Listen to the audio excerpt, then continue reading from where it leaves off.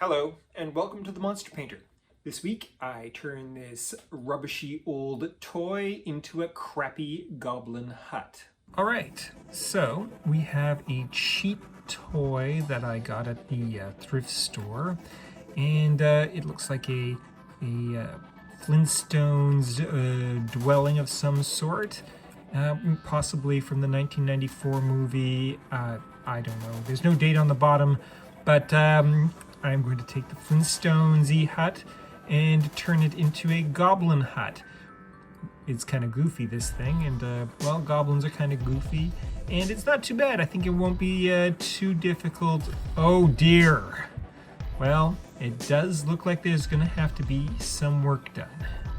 And let's get started on that work.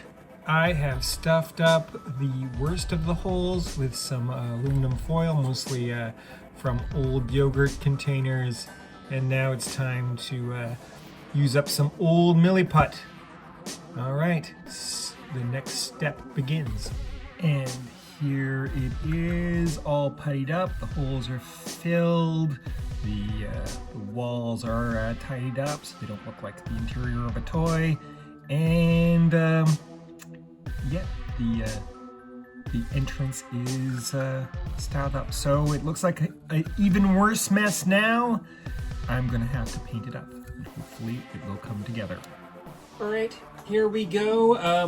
First, of course, we get the base coat, well, we get it primed. Then we get the base coats done. The top part in dark gray and the bottom part in dark brown. And the first step is some dry brushing on the roof in a couple of layers of lighter and lighter gray. That'll give it the roof a nice stone look, which is kind of absurd, but is what the model asks for.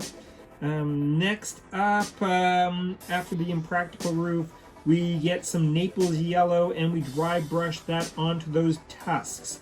You know, tusks are a little warmer in color, and yeah, I always find dry brushing Naples yellow does the trick. After that, it's more dry brushing. I'm going to dry brush some bronze yellow onto all the kind of wooden elements in this little hut, around the windows and along the base of the structure.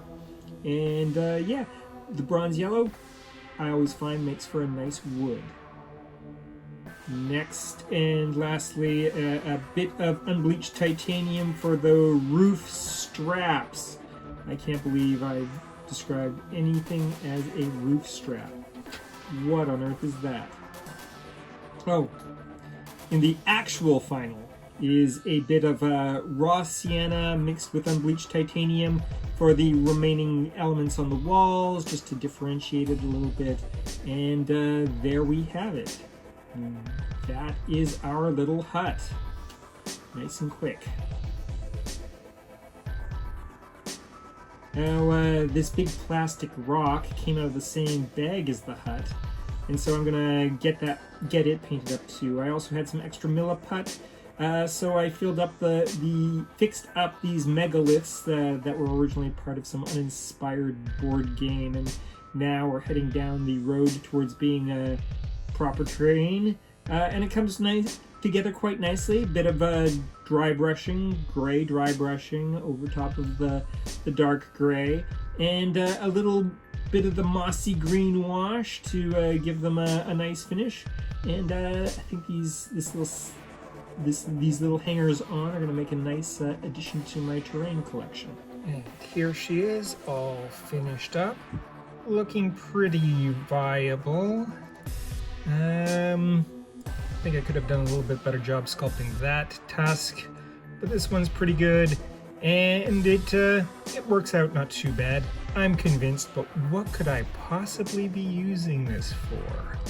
And now, a word from our sponsors. Hummy Bargers is the best. Eat at Hummy Bargers. We only use top-grade lean hummies, like Phil here. Please, somebody help me. I like Hummy Bargers because they're juicy. I like Hummy Bargers because they're chewy. Sometimes you find teeth in the Hummy Burgers. It pays for itself. If you don't believe these gits, listen to famous Blood Bowl player with the grass double drool.